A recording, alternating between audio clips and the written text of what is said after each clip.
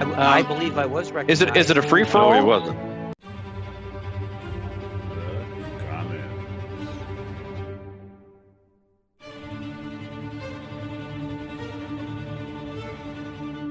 With regard to this, I submit this as a formal point of privilege, and I do not accept your attempt to shut down this committee due to quote-unquote resources. Find them.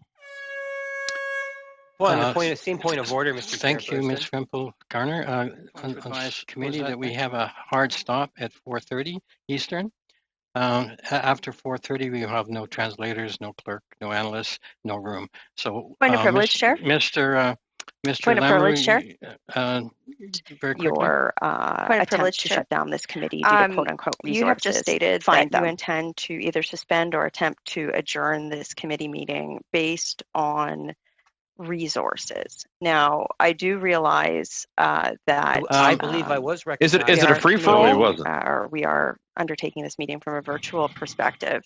But I believe that democracy has to proceed regardless, and it is actually incumbent upon the House of Commons to ensure that we do have resources for situations like this.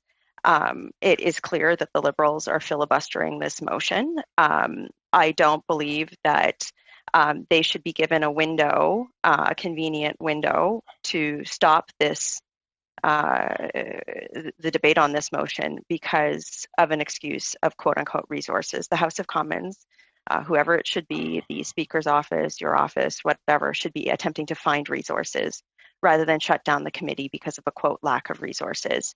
My privilege as a parliamentarian is being violated by your decision to attempt to shut down committee with regard to this. I submit this as a formal point of privilege, and I do not accept your attempt to shut down this committee due to quote unquote resources. Find them.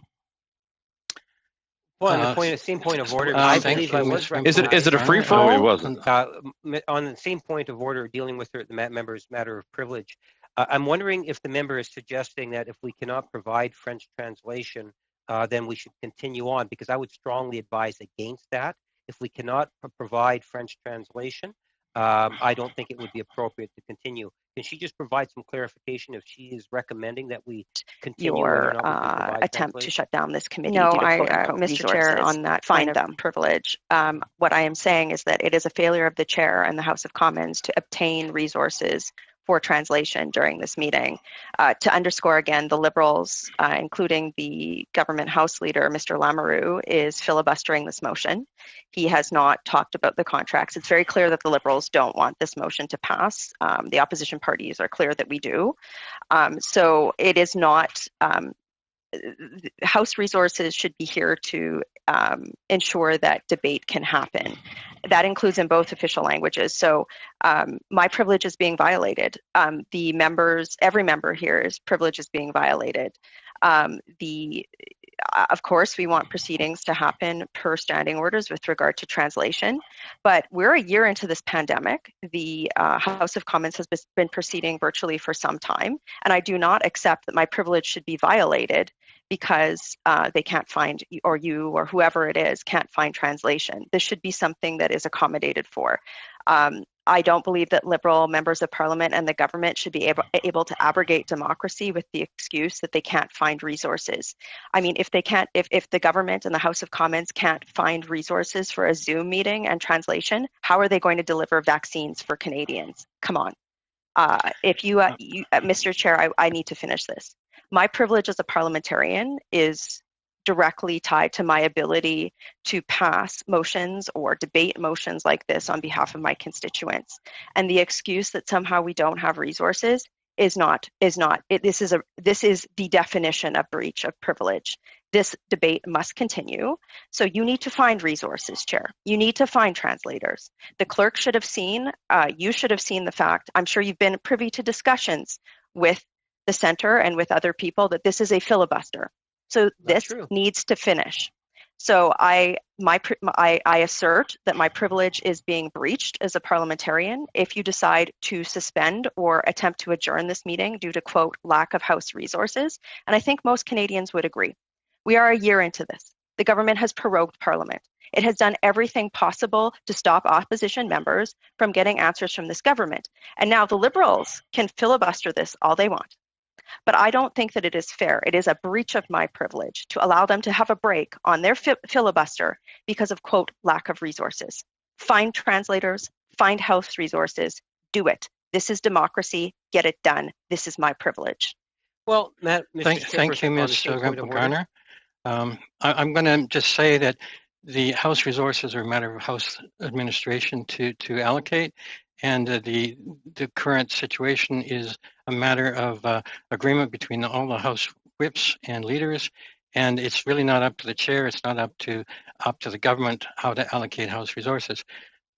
If you wish to raise, I'm speaking. Do not interrupt, please. If you wish to raise a point of privilege, the committee cannot deal with points of privilege. You will have to take it up with the House. Point of order, Chair. Actually, the committee has to deal with this point of privilege. It has to deal with it in order to go to the House. If I go to the Speaker to raise this point of privilege, he will say, go back to the committee. So I urge you to learn your procedure. So I'm raising a point of privilege, and I urge you to rule on it. Well, no, the chair cannot rule on a point of privilege.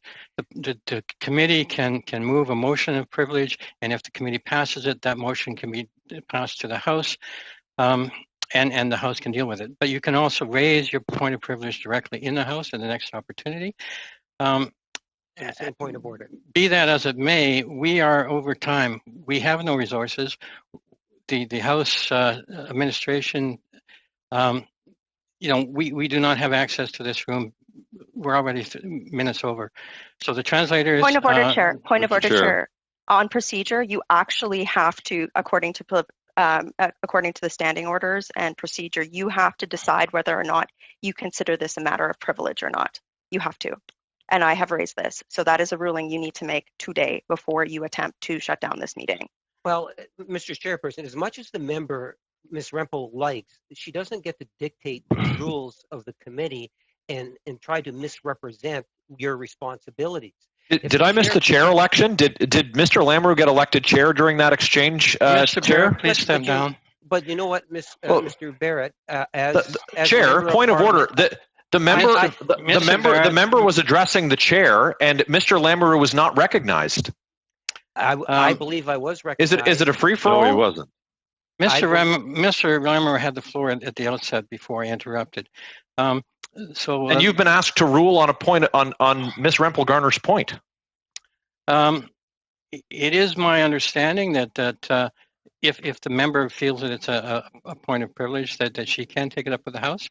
I don't think it's a point of privilege at this point. I believe I was recognized. Is it a free for all? I certainly invite her to. Chair. Do not interrupt me. Point of order, Chair.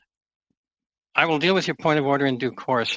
It is my view that this is not an infringement on the member's privilege, and I challenge the chair. I challenge the chair on his ruling that this is not a matter of privilege. Ms. Rempel, I will get to your point of order in due course.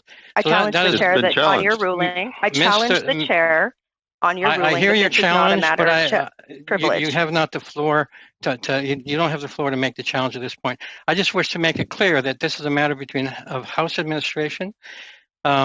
Resources, they make the agreement, or they make arrangements for staff, for rooms, and they've done so with the agreement of the House whips and of the leaders. So to your point of order, if you wish to appeal my ruling that it is on my point of order, Chair. If you open up your green book on page 1060, you've appealed my decision. So let's deal with that first. You asked for my point of order, so let's start with that. So point of order.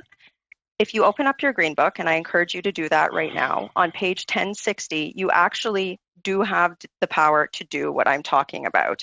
You actually have the power and are required to say whether or not you consider it a matter of privilege or not. So since you have done that, I challenge your ruling, and I argue that it is a matter of privilege, and I request that the chair's ruling not stand. Okay, we are. The question is, I believe I was. Is it a free for all? No, he wasn't. Mr. Clerk, I would ask you to take the vote. Mr. Mr. Chair, just for clarification, I'm not 100% clear what we're voting on. What is your ruling that is or is not a point of privilege? I have informed the committee that we are is it a free for all? We have to quit, which means we have to adjourn or suspend.